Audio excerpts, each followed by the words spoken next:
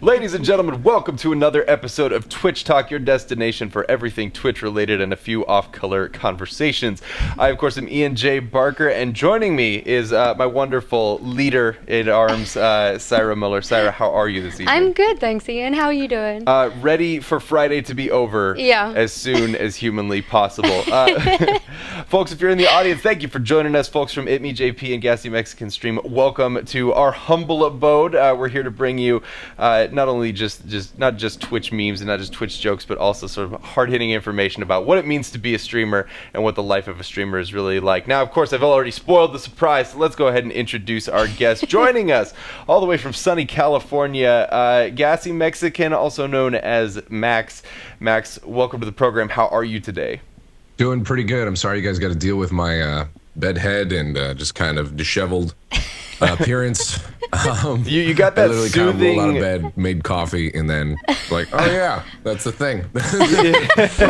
You got that soothing like bedtime voice though, like so yeah. It's like it's part of the whole ensemble. I think we'll see okay if we'll get some voice cracks in there for you guys. Got you covered. Don't worry, I bought coffee.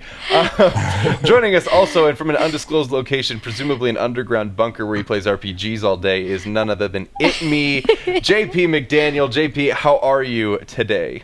I'm doing good. I'm doing good. Thanks again for the invite to the show. I'm glad to be here. Yeah, thanks for coming on. Yeah, we're now, happy actually, to have you. JP and I were having a funny conversation earlier where we were trying to figure out how late Max was going to be to the stream. He does this. He says this to every single person. Any involvement I have on anything, he's like, "Hey, by the way, do you know he's often late? He's got this thing about him where he's all right. I like to spread this around to every single professional and non-professional person I have interaction with." But, I'd like to point out that on our cameras, you guys actually have a similar wall color behind you, so it looks like you're actually secretly in the same room. They are very similar. It's a very closely guarded secret that we actually live together. It's true. That's why he always tells that he's late, guys. Oh, don't worry, I'll make hors d'oeuvres. Why else do you think that he gets on my nerves and vice versa? Like an old married couple. Well, guys, welcome to the show, and of course, welcome to everybody who's tuning in to see these two fine gentlemen. We'd love to begin the conversation where most conversations begin, and that's at the beginning.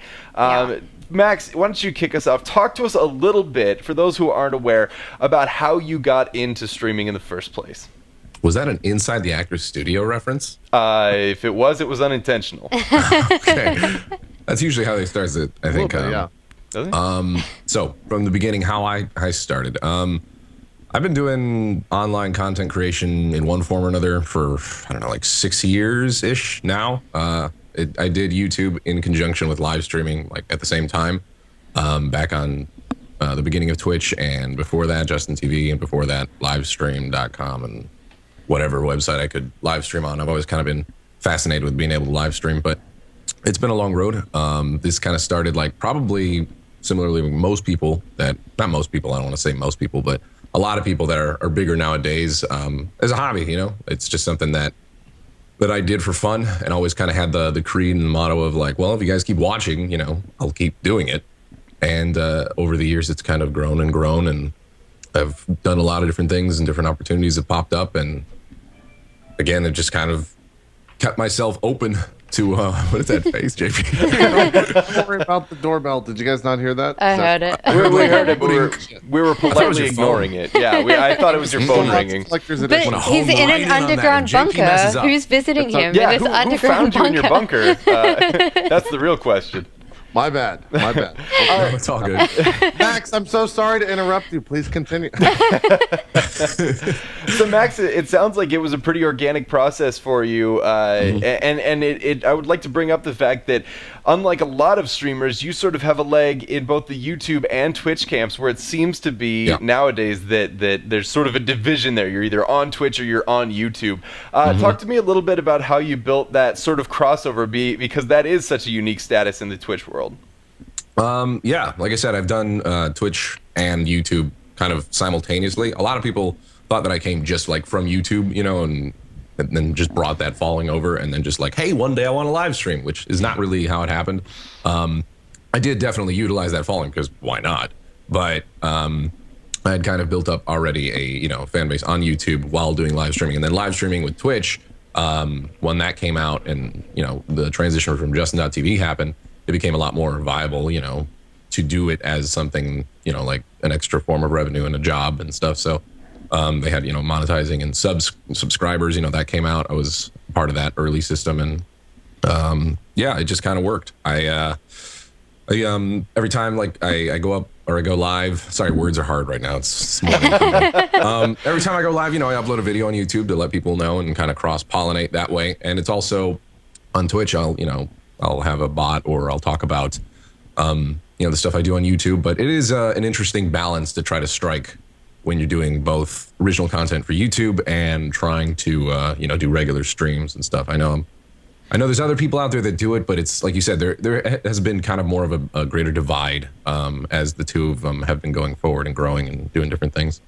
What's impressive about your ability to grow the two platforms individually, though, is you do seem to have an eye for what's expected of each platform. I mean, we see you play in rounds of Ultimate Chicken Horse on YouTube, which is a hot game over there right now with guys like CNanners, and then you go over to Twitch, and you've got a good idea for what the content is over there. In your case, Overwatch, and then a lot of Battle Royale and H1Z1. Has it been difficult sort of keeping those two tracks in the back of your mind? Because I know for a lot of people, it's hard enough even to develop a following just on one platform. Yeah, I mean, they're definitely two different animals. Twitch, if I'm completely honest, I still love creating content for YouTube, and I've been trying to think of different ways to, keep myself interested. As with anything you do for a long period of time, you don't want to grow stagnant. You don't want to do the same thing over and over again. You want to keep it interesting and still keep that passion alive. So I've been trying to do different stuff on YouTube, where different vlogs and whatever, and just thinking of different things that I can do. Some of it starting to, get in the works, and some of it still coming. But Twitch, I think, is probably where I have the most enjoyment yet, because there's no post-production or anything like that. It's just live. It's out there. It's one of the things that I've consistently loved about live streaming, is you can do all sorts of prep, and there's work involved before and after, but it's a lot less than producing original content for YouTube. You just get to do your thing. And I don't know, I get to kind of let loose a little more. On YouTube, I'm not super stiff and really, you watch my YouTube channel, I'm not crazy professional or anything like that. But it's a different animal. And on Twitch, I feel like I get to be a little more natural and just kind of go with the flow. And as far as like you said, Overwatch is hot and stuff, I try to strike a balance between playing games that I want to play and games that are relevant and new and trending now or whatever.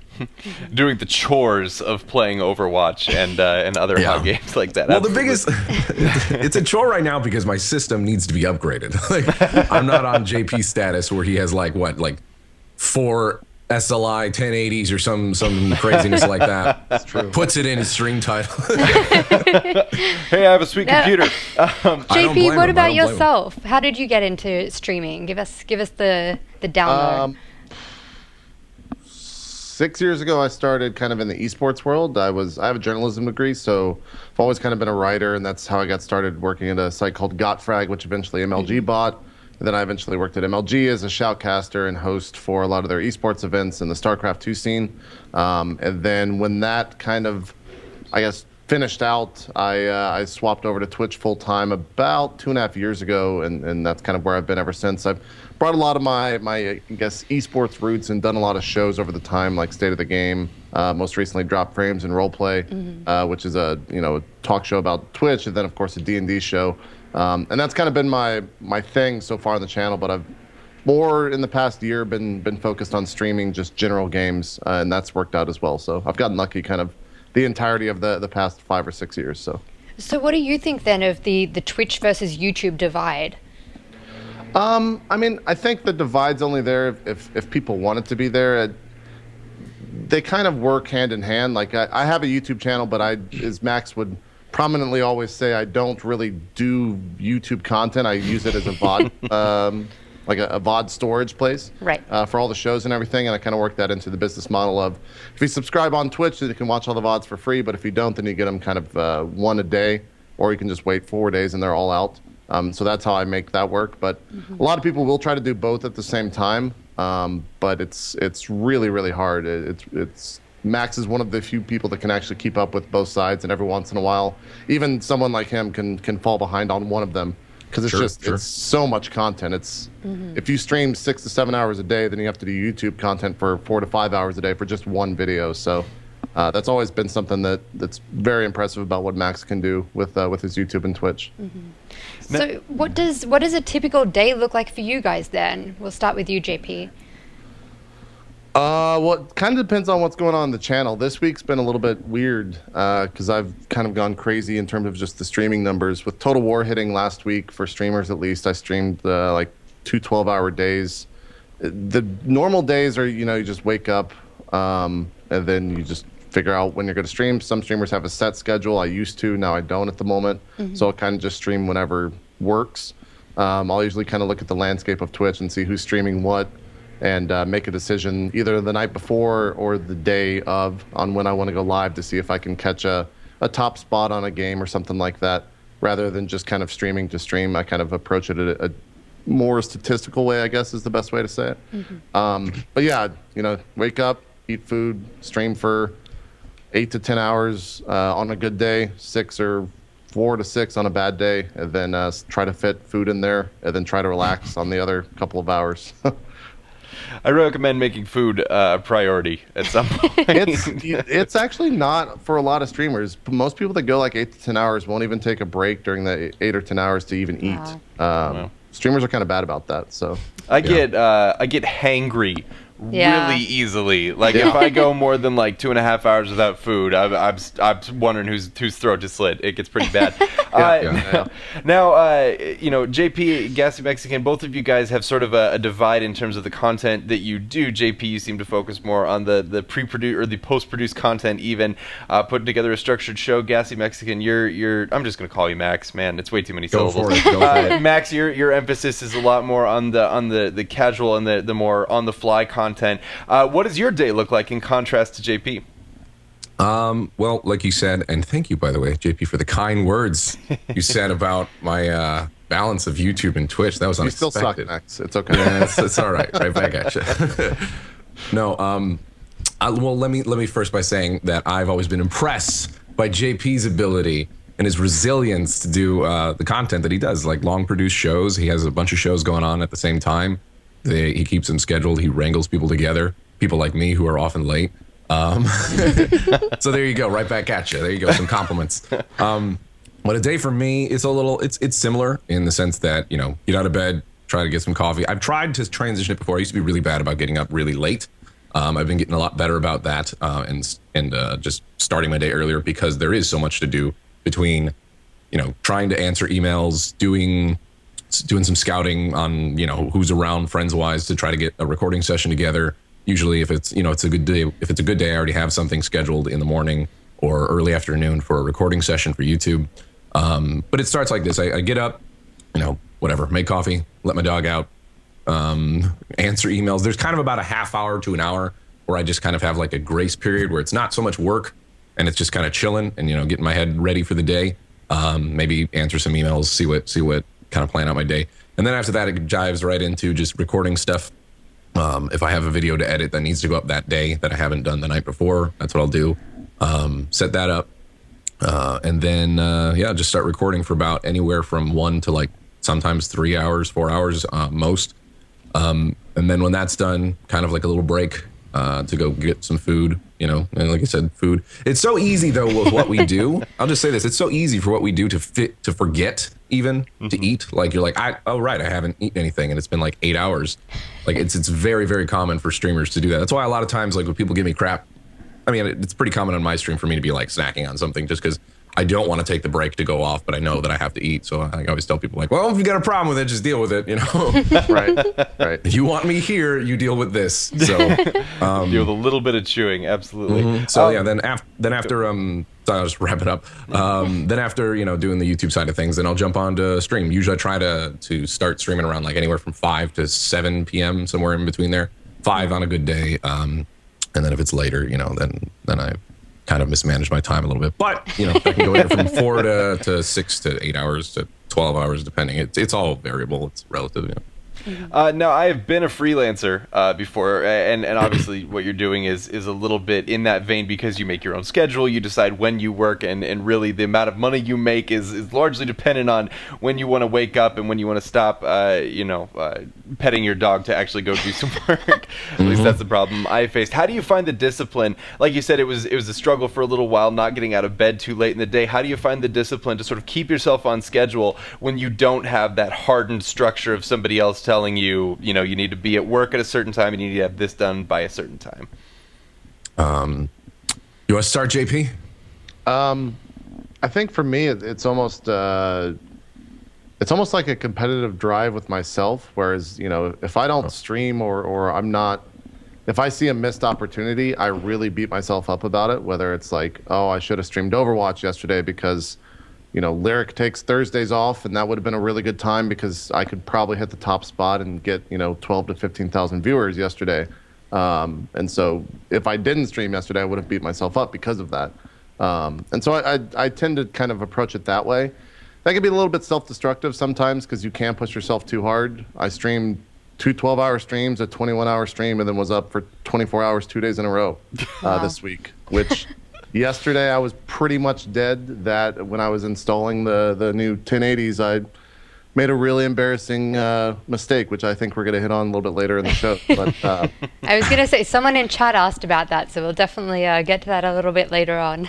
Yeah. So sometimes you just have to grin and bear with a lot of the workload. But the other thing, too, is you have to enjoy it. You have to be able to sit there for however long, 8 to 10 hours, and keep sane, with all the other influences around you, with balancing, people messaging you on Skype, handling all that, handling any other deals you've got. You got to kind of shut all that off for an extended period of time and just do whatever, just entertain, play games, etc., interact with the chat. So you just got to learn, really. It's not something you can teach. I think most people that start streaming expect it to just be something that they know right at the start. But I've been streaming for 3 or 4 years now, and this past week I learned a huge amount of stuff just because of the 21-hour stream and like hitting 20,000 viewers over the week. So it's a learning process the entire time.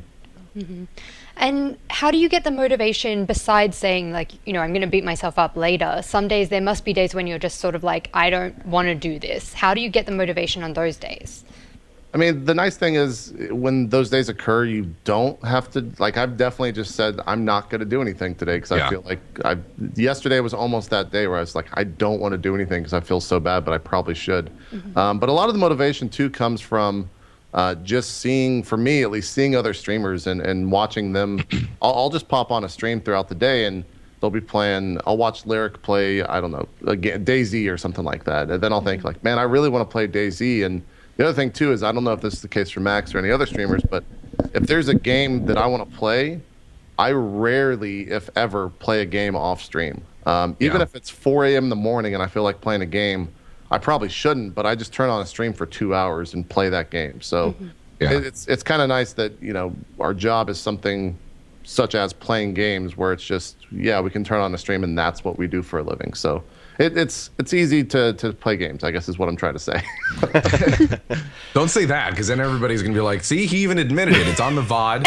What you do is easy. Everyone knows that's not a secret, Max. You can't keep that from people. Max, what about for you? I definitely echo a lot of what JP said. It can be sometimes hard to turn off, and not or just disconnect, which sometimes you absolutely have to do, especially if you're grinding out, day after day after day, doing long hours and stuff. Sometimes you don't even realize how much you're actually working, because it's just one of those things. Like you said, you have to have a healthy passion for it. I think for you to be successful, there are a lot of people that come into the streaming world and just even online content world expecting things to kind of just be handed to them pretty easily, or they get frustrated when they don't see the growth that they want very quickly and it didn't go exactly the way they expected, which is why I always, like myself and many other content creators have been doing this for a long while, we'll answer the question that we get often, how do I get into it? I'm not getting, how do I react to, how do you deal with people not, watching you, and, how is that for, how did you deal with that when you dealt with that? And the answer is, like, Twitch has changed a whole lot. It's a lot more people that are doing this. And if you don't have a healthy passion for what you're doing in like a genuine desire to hone your craft and get better, then there's not much I can do for you. you gotta develop that passion for it. Yep. Right. The other thing too is a lot of people is like, what's it like when you have no viewers? Honestly, me and Max can't relate to that. We can't. Both started out with established communities and brought them over to Twitch. So we don't know the answer to that question. I always am amazed when someone who starts out in the past year with 0 followers is at like 100,000 followers now, because that's from what I know, that's actually a miracle. I have no idea how people can do that with how many people there are streaming on Twitch and how many people are trying to make it. Like, if you can make yourself stand out that much, then I have a huge amount of respect for you. Absolutely. Like the biggest thing is because when we started, like the landscape it's completely different. Like there was a time when I had like 0 viewers or like 10 people watching or 10 20 people watching. This is years and years and years ago, like on Justin.tv or like Ustream.com, you know what I mean? Where it didn't even matter. It was just like, oh, yay, 5 people are watching me. Fantastic, And nowadays the mentality is 5 people are watching me. Great, like, yeah. So it's changed a lot. But, after doing it for so long, I think it is kind of, I definitely can sympathize with JP where it's, if you don't do something that you should have done or you wanted to do, like, and you just don't do it and you let yourself, get in your own head and then you just, don't do what you were supposed to do that day or whatever, it just beats you up. It eats me up. I recently had an injury that, a lot of you guys know, where I've been pretty much incapacitated for like about 2 weeks or so. I broke my clavicle and whatever. Super awesome skateboard accident. It was really intense. Might we say the day before you were supposed to come on the stream the first time? Yeah, the day before that I was supposed to be on the show, I was spending the night in a hospital. So sorry about that, guys. But I'm feeling better now. But it's been a real test mentally for me to just stay sane, because I do still have the drive to work. And I'm like, well, this is what I could be doing. I haven't uploaded in like 7 days on YouTube.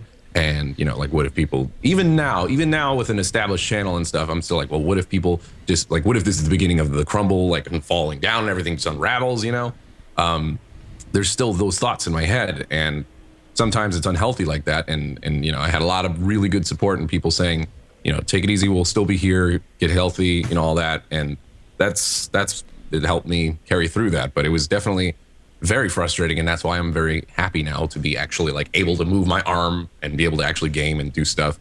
But it's a process. I don't know. It's 6-7 years of doing stuff like online, and you're still learning. Like anybody who thinks that they have it all figured out, they're going to have a nice slice of humble pie soon, or hopefully they will.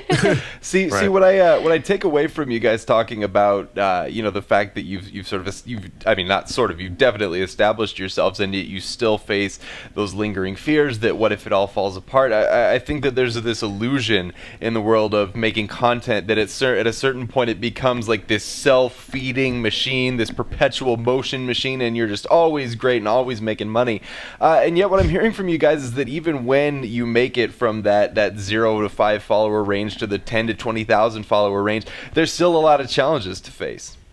Oh yeah, definitely. I think that there is a point where your money starts making money, especially in this industry, that 5 to maybe 10 people have actually reached. But for the most part, yeah, you're always worried that tomorrow Twitch just stops. Amazon says, yeah, this is not working for us, and the site just dies.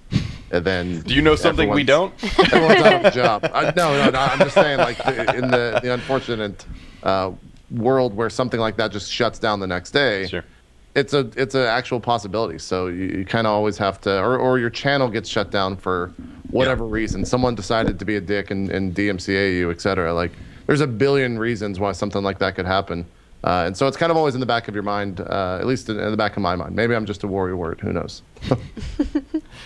Well, I mean, we know a little bit of what that's like. We recently had Uber taken away from us, so I know what it's like Uber to see something beautiful taken away from you. I was there for the last day of that. Were you? You were at DreamHack Austin. I rode in an Uber in the last day of it being there, and talked to the driver about it. Oh, that's right. They removed from Austin. They removed it from Austin, Yeah. which is so right insane after to me. DreamHack Austin. Yeah. Like literally the day after DreamHack Austin, they're like, by the way, all you people that need to get to the airport, no. I believe they kept service running just long enough to get the convention goers back to the airport, and then that was it. And as two people at the desk who don't have cars, I could tell you that was pretty awesome news.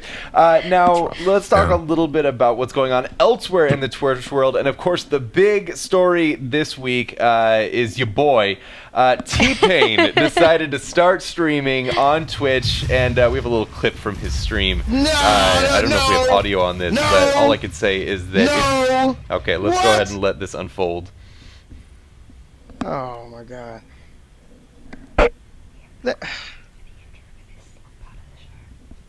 How?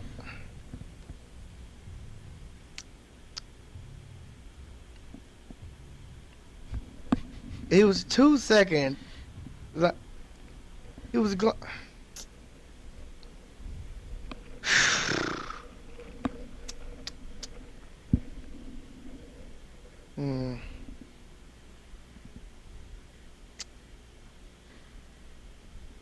You win some and you lose some. I'm losing more than I'm winning. You would think this. You would think I would not be doing that, coming from the guy that says all I do is win, and then that shit happens to where I get robbed out of a glory kill. I don't think that's fucking fair at all. Now, I have to say what I love about that clip is that, you know, he says, like, I'm a gamer, guys. Anybody could say that, right? Yeah. A lot of people have said, I'm a gamer, I play Madden. And it's like, well, you play one game, all right? You can feel... like you've been there, right? You've been in that moment where T-Pain is there, where you're just like, come on, man, like really, like the frustration. It's so authentic, and I think that he's sort of made a connection with the Twitch audience sort of out of nowhere, because when you watch him, you do sort of get the feeling that like this guy is just as pissed off as I would be that he didn't get that glory kill in that moment. Have you guys managed to catch any of his streams since he started? Yeah, I caught a little bit of it.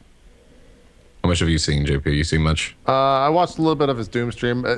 For whatever reason, I feel like the Doom stream, it was him kind of testing the waters, and then last night he was streaming Overwatch, and he was just like full-blown T-Pain, and it was awesome. Like, everyone in the chat was going crazy last night.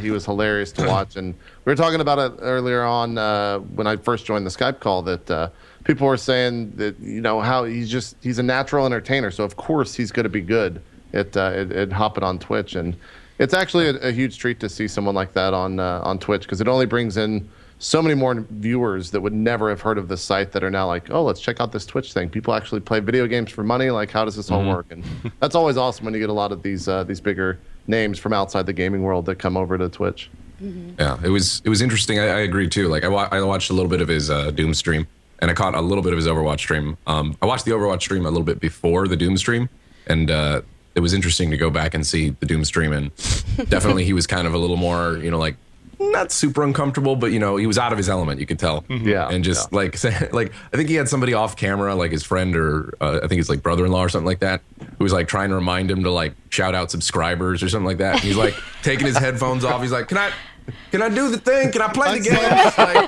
actually right where I was watching too. Just start yelling. He's like, I'm trying to do either I'm going to play the game or I'm going to read. I'm like, you'll learn. You got to do it all. Yeah, even when you're T-Pain. Now, the thing that don't want to just talk about T-Pain. We also want to talk a little bit about recording artists getting in. So just for you guys that don't know, this section of the show is actually called Twitch Topic, and we do this every week where we talk about one big thing that's sort of on Twitch. And so this week, I mean, the T-Pain stuff sort of led us into this, but it's sort of artists and people that aren't in the sort of streaming and video gaming industries getting into streaming. And so that's the topic for today. The impetus. Yes. And the interesting thing that I see about T-Pain is we've had other artists. We've had deadmau5. I mean, artist is probably a generous term, but we've had Fred Durst from Biscuit.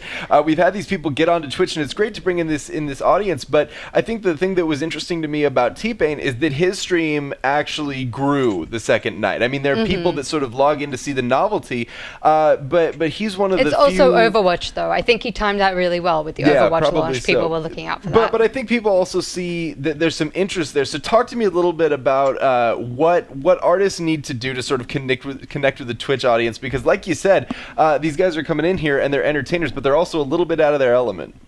Right. Yeah. I think the biggest thing is that, you know, when you look at a lot of these bigger celebrities, especially on the sides of like T-Pain and Deadmau5, you always see them as, you know, unreachable. Like I would never be able to talk to T-Pain.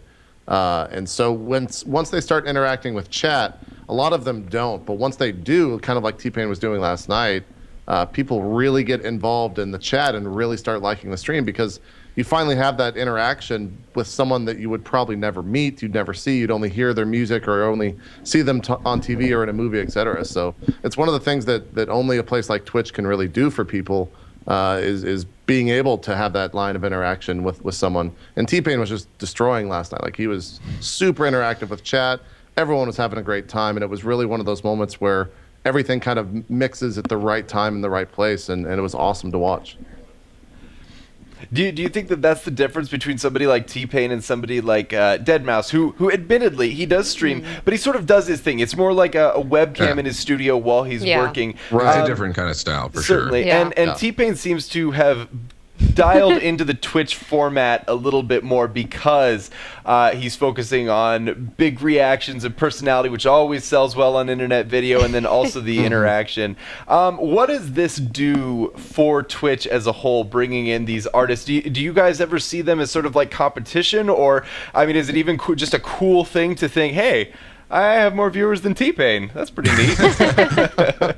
I don't see it so much as competition. I think we both, if I'm correct, we both kind of think of it as just kind of a net positive kind of thing. It just brings more eyes and more attention to Twitch and the world of Twitch, and introduces people to the site that otherwise might not have even, you know, checked it out. I'm sure there's articles out there being written like artist T-Pain is on twitch.tv, and you got people clicking on that article and seeing what that's about, and you are potentially have more people come in that can find your stream. You know, like, everybody does their own different type of stream, obviously. Like, that's a super obvious statement, but I'm saying, like, it's more eyeballs. It's more eyeballs on the site that can potentially explore the site themselves and fall in love with it, like so many of us have. And talking sort of about these people's communities, T-Pain's is called the Illuminati. Which I love, by the way, which is hilarious to me. Yeah, I saw that. What do you guys think of, like, you know, them just coming into streaming and already having like a name for their so-called community? I mean, I think that's awesome. I think that you've seen a lot of, on Twitch, you've seen a lot of different people, like Kyle Long, for example, a 3-time Pro Bowler, plays for the Chicago Bears. He streams all the time. I think he streams mostly Call of Duty, and he's the same way. Like, they see a lot of the other streams, and I think they approach it that way. And the other thing too is that Twitch is very good about going and reaching out to these people and telling them kind of what some of the norms are on Twitch, so that they don't just start up a stream and stare at a camera and be awkward or you know, kind of deflate their status, I guess, a little bit. They make sure they're ready for Twitch, and they help them with their streams and set Twitch 101 kind of crash course they give exactly them. Yeah. I think the funniest part, though, about the T-Pain stream in particular is the first day, the Doom stream. He was in a hotel room because there was one point where he was like yelling and screaming, and he had his entourage in the background, and he was like, "Hey guys, like, are we gonna get like in trouble for this? Like, we're being pretty loud. Are we gonna get kicked out?" And I was like, you're streaming for the first time in a hotel room. That's like insane to me. Like, what do you guys think about doing it sort of on the go?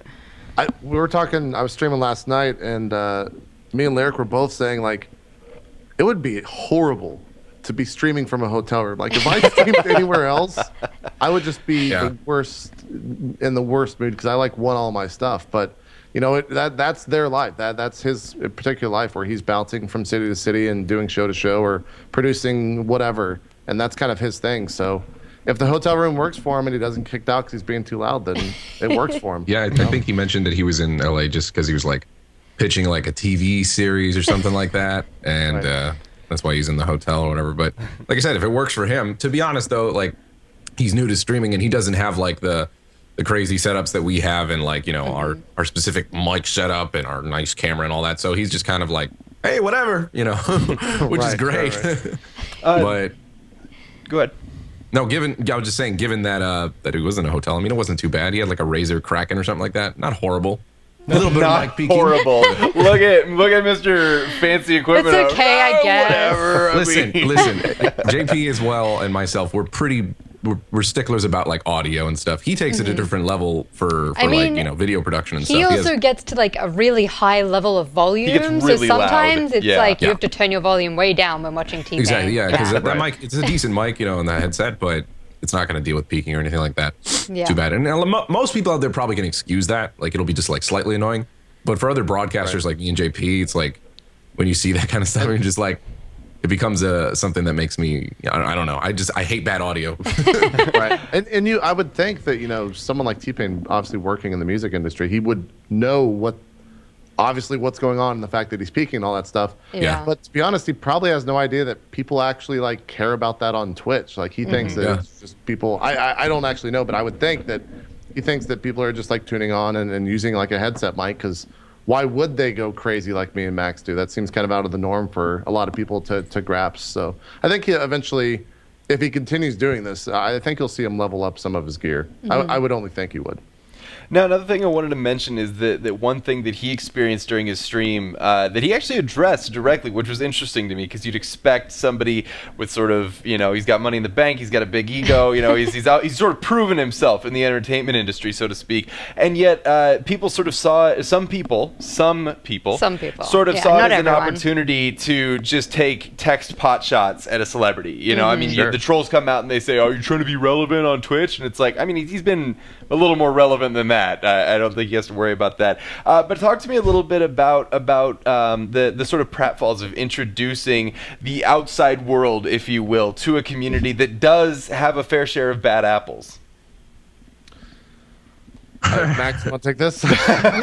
I'll say that I don't know if it's 100% introducing them, because I think the most accessible thing right now, online content-wise, that we do is YouTube, that people have watched, you know, and it's no surprise that there's horrible comments on YouTube. Like that's just everything. What? That's not specific to the gaming world. That's anywhere on YouTube. And you know, take Facebook. It's just online comments in general. So that's nothing new. I think it's more just a different way of, you know, different, you know, demographic of people and a different way of trolling and stuff, or people not realizing what trolling is sometimes. Right. They just see it as, you know, like, oh, that's a shitty comment. Why would you do that? You know? So I guess, I don't want to say it's more prevalent on Twitch, but maybe it depends. It honestly all depends. My view of it is like, if they've been on the internet before and they've seen YouTube videos or been on Facebook or anything like that, they've seen crappy comments from people. Right. It's just in a different way. Yeah, on the other side of the coin, like he definitely uses, like he has a Twitter account. He's got 1 million followers on Twitter. He's probably seen some pretty heinous stuff coming through his Twitter feed. Just because he has, you know, 1 million followers, and there's going to be an asshole in those 1 million followers that'll spam him, you know, whatever. Yeah. There's a whole slew of things that he probably saw. But it was really cool to see him, like, actually, like, reach out and kind of say something to those people. Granted, that's what they wanted, so he was just kind of fulfilling their dream, honestly, because they were trying to get a rise out of him, trying to get attention. But took a clip of that. I got T-Pain. Yeah. Oh my God! I trolled T-Pain so good the other night. Oh my God! I'm the coolest kid at my lunch table. Later, but yeah, you know that stuff will happen. The biggest thing is that people don't make a big deal of it, and that doesn't become like T-Pain was on Twitch and someone said so and so in chat and he responded this way. It's more just like, yeah, T-Pain was streaming on Twitch and he was playing games, having fun. Like that should be the main storyline. Probably won't be. Like eventually you're going to see some article where oh, the chat was so bad he had to go sub mode, blah blah blah. But hopefully we won't get to that point. I dream of a day when the general public knows what sub mode is in a ubiquitous fashion, because that means Twitch will have truly made it. You're right. I can't wait to see who else hops on Twitch, because obviously if C-Pain, Deadmau5, and even Fred, I respect Fred Durst. He's obviously got a lot more money than I do.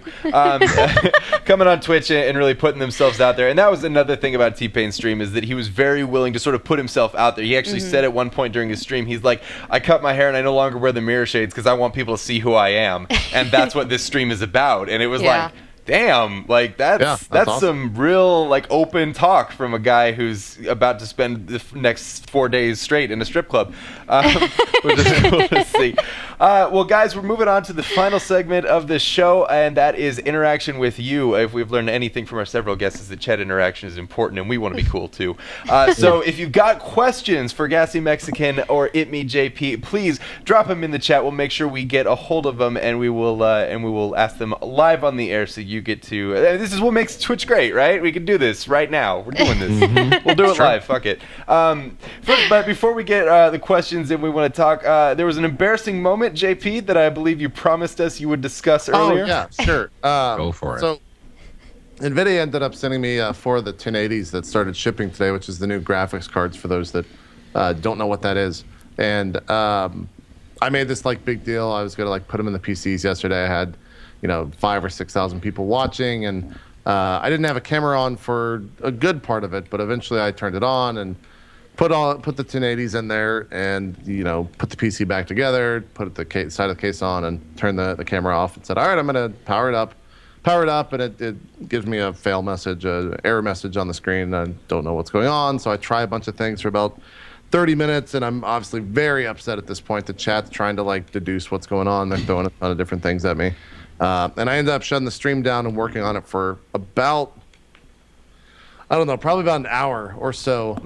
And I had like the NVIDIA rep, talking to me, and he had like the entire team of engineers like trying to contact me and like figure out what was going on. You guys were like trying to land like the space shuttle. This is what like I'm getting like Apollo 13 like picture. Exactly. Yeah, there was at least 10 people involved, and like, well, did you try that? Did you do this? Did you?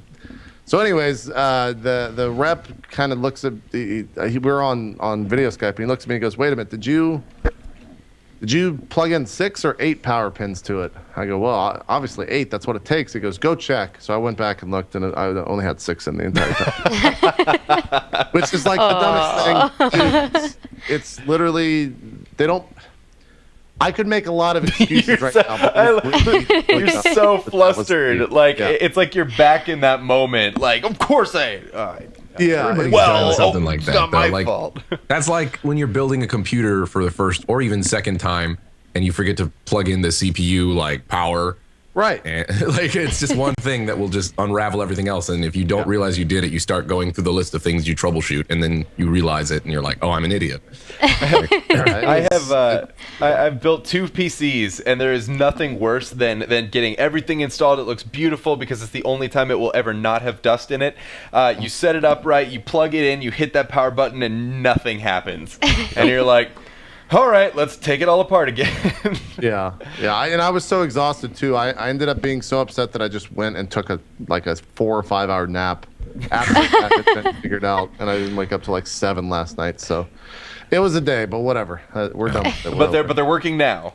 Yes, yeah, we're good. We're good to go. I'm in that mode where I'm actively pricing computer parts that I can't afford, and so I green with envy right now. I cannot express enough. I believe we have a couple chat questions. We do. Do. So Wonderboy Gaming asks, what are some plugins or tools that you use? I think tools. We both use OBS. I use XSplit for all the shows that I do. I use OBS for just the normal game streaming. I use Foobar for the free like music plugin. Most people use that. Winamp. You still use Winamp? People give me a lot of shit for using Winamp. It still works great. Damn, that's old school. That's really old school. Yeah. Doesn't matter. That's just to play music. Do you have Real Player, like the pay for premium Real Player? I use QuickTime. Real player was always the worst, man. I hated that. Yeah. That's why I liked Winamp, because it was just like it's such a simple and elegant. Simple, yeah, bare bones. Yeah. I was one of those people who was always drawn in by how pretty Real Player was, and I tried to it was terrible. It was really You can get yourself some Winamp skins. Let me take you back to early 2000s. Come with me, children.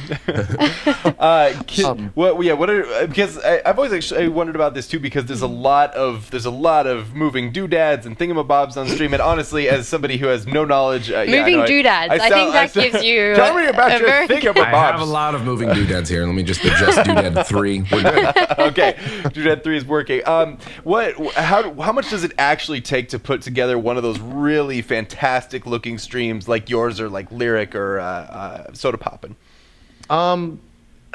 Honestly, the more complicated, the more stuff you try to throw into a stream, the harder it is. But to just do what T-Pain was doing last night, 720p 60 stream, you need a laptop and a headset. Doesn't take much, yeah. Mouse and a keyboard. Like it really does not take all that much. The reason that it's the reason my stuff is so complex is because I'm trying to play games at 1440p with a G-Sync monitor, but doing that introduces so many issues in terms of capturing, and I'm sending everything through a mixer, through a compressor, and through a headphone amp, which again is just a huge amount of complexity to just feeding in one audio line at the end of the day. Yeah. And so that's really just me trying to make sure that I have all of the coolest stuff that I want, and also make it work while streaming. But all you really need is a laptop or just a computer that can stream 720p 60, and it doesn't really take all that much in terms of just power. But Max, what about you? Your setup's pretty similar, right?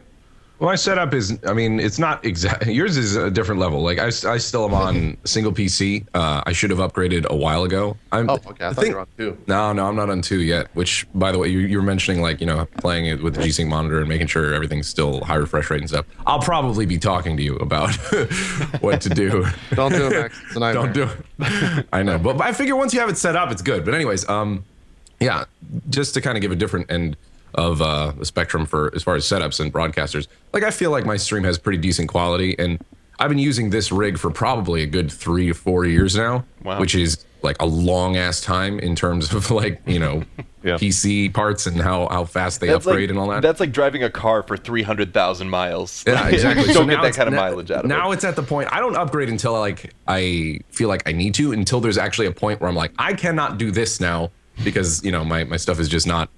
It's just a little subpar and a little dated. So I'm at the point now where I'm just going to completely, it happens every few years or whatever for me, where I hit that point and then I'm just like, okay, screw it. Everything's just becoming new. We're going to build the beast rig. We're going to get this, And so that's where I'm at right now. But even with my kind of aging computer, I still am able to do a pretty decent stream, I think.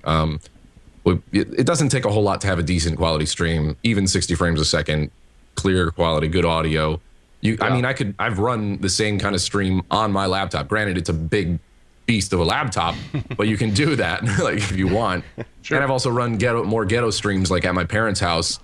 Okay, what's your internet? Okay, you only have all right, 1.5 up. That's kind of crap.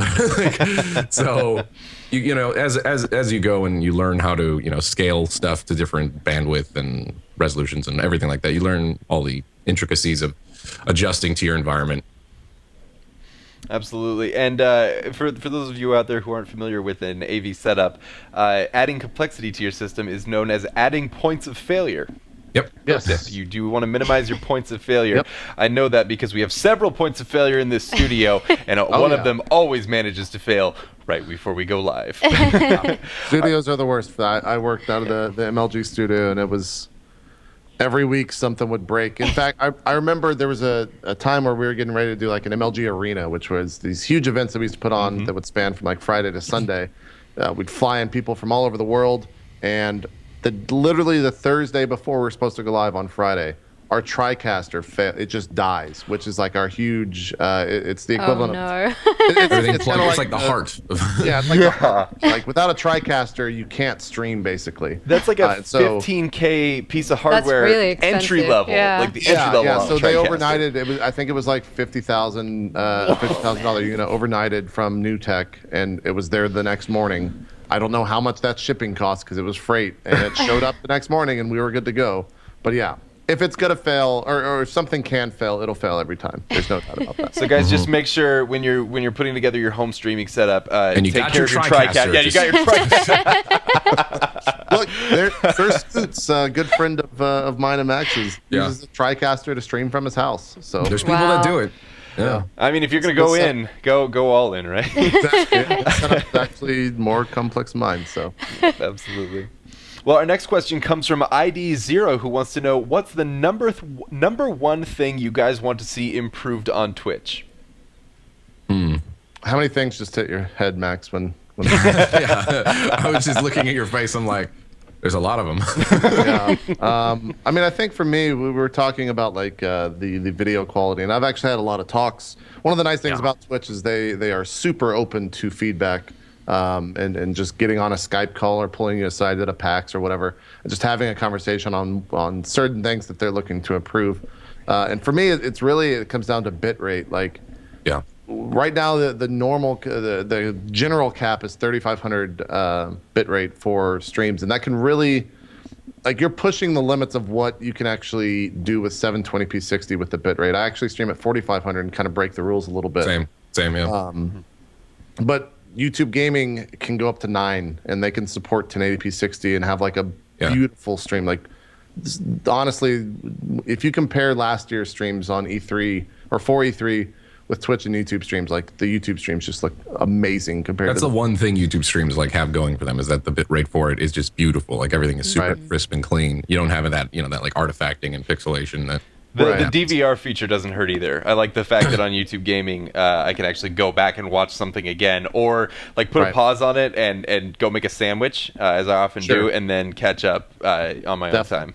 At the same time, though, if you look at the landscape of the U.S. and just how bad everyone's internet is, most people can't even watch 720p 60 streams. Most people have to watch it on low at like 1,200 or 1,500 bit rate.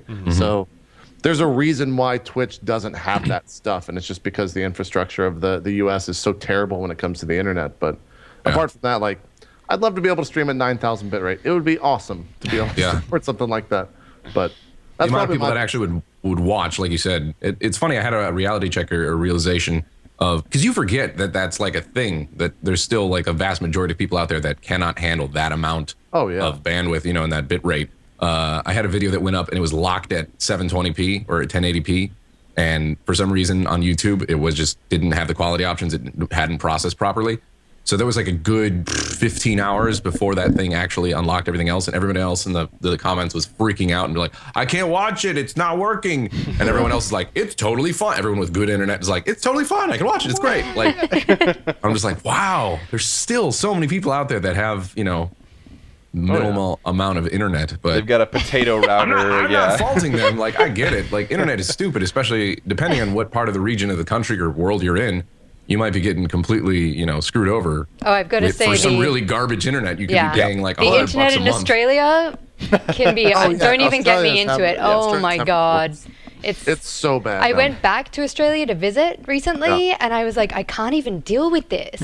Like, how did I live with this for so many years? It's terrible. Expensive, right? Like, it's really expensive. It's so crazy expensive. See, and I'm sitting over here. I am the 1%, and I have like way more bandwidth than I need, and I can stream everything. Shut up, and have a great router. Stop San Antonio, all right? We're gonna get an hour south of Austin. What you guys have soon, hopefully. And people and I actually moved to Austin with the promise, a promise that I created in my head, that I would have Google Fiber soon, and it's still and I'm on like the northern edge of Austin, so it still hasn't crept. Hasn't quite creeped, yeah, not yet. Not yet, no. Alrighty, we have another question from chat, and there were actually two that were somewhat similar, but the Michelle614 said, how important is it to help and grow new streamers for you guys? I think it's probably one of the most important things, Yeah. Someone said recently to me, and it was kind of something that was a little surprising. They said they watch a lot of other, larger broadcasters, and that I'm not saying, not trying to like pat myself on the back here, but that they don't do a whole lot of like raids after their streams or anything like that. And that was kind of surprising to me. And I guess I kind of get it a little bit. Maybe some bigger. It got me thinking, like, well, why wouldn't they do that? Because when I'm done with this stream, I'm kind of like, I'm done. I'm not streaming anymore. So I want to like help out and just send the viewers elsewhere, because you have all these people that are still potentially looking for entertainment. So I'll find a stream or a friend of mine who not necessarily is doing horrible viewership wise, but I'd love to give him a boost and maybe give some people. I like sharing good streams. When I find a stream and a broadcaster that is really, really good and they just haven't, been found yet or whatever, I want to help that. I'm professional. I want to help that. I want to support that. I'm talking about embarrassing moments. Those audio problems. Yeah, Clip it. Gosh. Clip it. We'll fix it in post. That happened last night when I was broadcasting too. This needs to be sorted out. This is way too If we loose. play like a copyright song really quick, then it'll just mute that part of the VOD and no one will ever know. I'm okay with it. But yeah, no, I do raids pretty frequently, and I know JP does as well, and hosting other channels and friends. But and now I'm forgetting what the actual question was. The importance of new streamers. of it. Yeah. New streamers, yeah, okay. It's super important. Like there's on Twitch, it's so hard to get. The discoverability is still pretty hard, and I think that's one of the things that excites me the most about clips is that the discoverability is there. The tool is obviously Oddshot and stuff has been around. If you guys don't know what clips is, it's being able to capture 30 seconds within a stream and then link it and share it that way. But except that it's actually in Twitch now. Yeah, exactly. It's actually baked into Twitch, but it has, who clipped it, who is the broadcaster. You can follow them if you're logged in on Twitch. So that kind of thing is huge. That's one of the biggest things that I think is, because what if a clip becomes super huge and popular and you have like thousands upon thousands, maybe even 1 million people, depending on what happens. And then now you actually have a direct way to check out that broadcaster and that added ability. Because there's so many people that have said Oddshot. Well, Oddshot's already a thing, like this kind of stupid at Twitch to do. I'm like, not really. They saw something that's awesome, expanded upon it, and made it work for them, and have it be a feature that works for the site. But it was a little surprising to hear that. I guess, and I could be wrong here, but from this one person that was in my chat saying that a lot of larger broadcasters, I guess, just don't raid as much. I think that's always been amazing. If I can take somebody who's already having a pretty good night and then boost that up, I'm done broadcasting. It doesn't matter to me. I can see it. Some people see it as competition, but I don't know. I've been talking too much. Go ahead, JP. We had a pretty lengthy discussion on Drop Frames, one of the shows I do on Wednesday, about rating, and kind of myself and Co were both under the idea that a lot of times when you raid someone, when you host someone who's used to 30 to 100 viewers, then suddenly you're thrusting like a 3,000 or 4,000 people on them.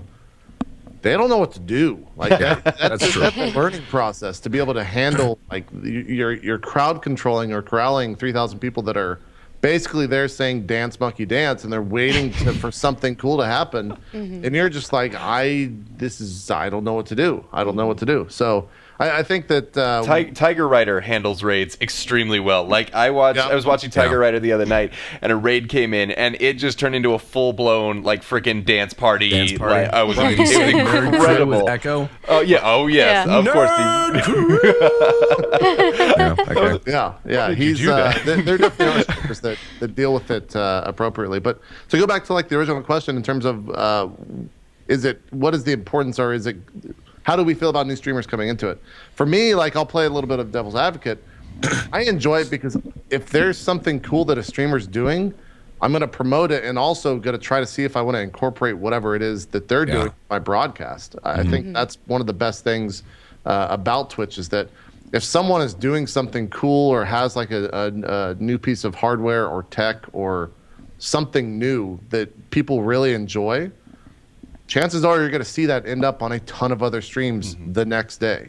It's just kind of what the landscape of Twitch is right now, where if something is really cool, everyone's going to try to emulate it and copy it and try to make their own take on it. And without new streamers, Twitch would get very stagnant very quick. So I think it's super important.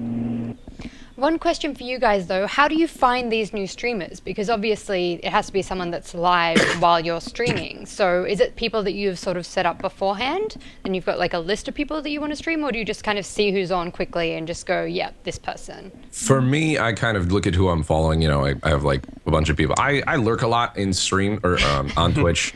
You're one of those lurkers that just sits there like, hello. Sometimes I'll say hi and even sometimes, I'll just browse. It's rare and rare that I do that nowadays, but just for lack of time, but I'll browse random streams, if I'm, Overwatch is on, or H1Z1 or whatever game, that I'm currently interested in. I'll browse that tag and see what broadcasters are there. And I've definitely found a decent amount of good broadcasters that way. And I don't always, someone mentioned too, I mean, you mentioned here, and I'm seeing people reiterate in chat, different instances about thousands of people being thrust upon a new broadcaster. That can be a problem, especially when they don't have mods or whatever. Usually I try to get a sense about the broadcaster before I raid them. And I always jump into their stream and see what's going on, see if they're about to end or, whatever's happening. I don't raid people that I don't think can handle it. I raid people, but also it's sometimes it's like a test. It's like one of those things. It's a part of Twitch that will happen to you, especially if you're entertaining and you're a good broadcaster, you're going to get people that notice, and you potentially will get raided. It's one of those things that I think is like, like a baby bird getting pushed off the nest, trying to fly. It's one of those things. It is a challenge to overcome. And I still remember the days when I was like, getting crazy views that were not, not normal or indicative of what I usually get, and then just a challenge of keeping your cool. The biggest thing is just keeping your cool. It changes nothing. Like the viewer count changes nothing as far as like what you should be doing. Right. Maybe just more. It just makes it harder to keep up with chat and stuff. And obviously, if you have mods, they're great. If you don't, you deal with it. But I don't know. I think it's a part of Twitch that it's a learning process. Like I said, push them off the nest. See if they fly. Push your children out a window. They'll grow up faster. That's if I've learned anything. By the way, wanted to give a quick shout out. We've seen him mentioned in the chat several times. Shout out, as long as we're talking about small streamers that deserve some more exposure, Benefits. If you have not seen Benefits, go watch Benefits. And I'm in Benefits Discord at the end of the day. He was talking about how he was a little bit down, and of course he did it in full character, me down on myself, and the whole puppet act and stuff like that. This guy's amazing. Go watch Benefits. Tell him your boy sent you. I've never heard of him before. I'm gonna go ahead and hit him. He's really good. Max, you haven't heard of him? Oh wait, Max, are you not familiar My mind with what is blown. Benefits is? I have not. Actually, I just hit him with a follow. Okay, you are in show. That's correct. Yeah, I was hoping you'd discover that. But he does it perfectly. Like I don't know how he manages to do the puppet so well and play the game so well at the same time. It like blows my mind. He never loses character. He never breaks the illusion. I mean, there are times obviously where he sits and watches, but it is literally like watching a puppet stream video games. He does it so well. A little inside baseball. He actually is in contact with a lot of Twitch staff and in character still. In the emails to Twitch. He's emailed me in character. Every email he sent to me is the same thing. He's still in character. See, he's already. I haven't even seen the cast. He's already got me. I like commitment to the bit. So he's really good. Yeah. My favorite though is when someone subs to him or follows him, and he's like, "You are now a friend with Benefits." And I'm like, "It's perfect." It's a great act, and once again, he among many streamers just proof that there is just still so much to discover in the Twitch landscape, and whether you're a great big streamer like the two of you, you're a smaller streamer like Benefits, or you're on your way up the ladder like guys like Future Man Gaming, there's just so much great content to discover. Guys, that unfortunately our time together is quickly coming to an end. Do you have any shout outs or anything you want to say before we pass on to our next activities for the day? Max? Shout outs to Benefits. Super great caster that I watch all the time. Never breaks character. Never breaks character. I don't know how he does it. I don't know. It's just crazy. No, thanks for having me on the show. I don't really have anything in particular. I'll be broadcasting later on if I'm going to do my own self-promotion stuff for Effed Up Friday. Should be a good one. I got some new games that we're going to be playing. I love the fact, on that note, that you have Twitch like red cups. Like Twitch branded red cups. Well placed. But it's purple, obviously. That was one of my favorites. Just had to put that out there. Yeah, when I got that from, I don't even know what that's from. It's one of the Twitch parties or something like that. You just took it home with you after the party? Perfect. No, they allowed me. Then I took a couple extra. Put it in your bag. This is still stingy Twitch. You welcome to our party. Don't steal the cup. I can't picture that. That'll be live at 7:30 Pacific Standard Time. Gonna be playing. Drinking a little bit, getting a little silly. It's my first one since I've had this injury that I've been able to do it. So it'll be good times. It'll be fun to be back. Other than that, find me on the internet, GassyMexican on everything. Stalk me, and if you don't like what I do, no problem. Go click and watch Benefits. He's good. Or JP, he's pretty good too. He's got great production quality. Really good caster. JP, any shout-outs? Shout out to Max not getting on the boosted board after he drinks tonight and driving around. I'm not going to do it. And most importantly, if you do, wear a helmet. Yeah, exactly. How's a helmet going to protect his shoulder? Yeah. Well, he wasn't wearing one last time, so that's all. Max. People didn't know about the staples in my head, JP. Don't worry. It's okay. It's all right. Now they know. Yeah, no, I was an Well, idiot. how I usually can be. I will say I usually did wear a helmet. This is one of the stupid times where I did not wear a helmet. Only takes one time. Yeah, no, I'm really happy that I didn't land on my head. Anyways, what you got? Shout out to JP again for my safety and just caring about me. Exactly. Well, hopefully, Max, you learned a lesson about safety. Hopefully, our viewers learned some lessons about streaming, and I think we all learned a lesson about how great Benny Fitz is as a streamer. Guys, thank you so much for coming on the show. We had an absolute blast, and frankly, we hope to have you back again sometime. Yeah. Awesome. Yeah, thanks again. Would love to come back. Awesome. Thank you for inviting us. Yeah, no Thanks, problem. guys. Well, that's going to do it for us today. Sadly, that is the end of our hour. But if you enjoyed the show, which we know you did, go ahead and hit that follow button down below the window. Or if you're feeling particularly generous and want access to some badass sub emotes, go ahead and hit that subscribe button. It's $4.99 a month, and I can't tell you how much we appreciate it. We really, really, truly do. If you want to check out the video, share it with your friends. Check it out on youtube.com/daily.esports. And for more coverage, check us out on Facebook and Twitter. That's going to do it for us today, wherever you are, folks. I've been Ian J. Barker. This has been Cyrus Muller. Thank you so much for watching us, and we'll see you next time.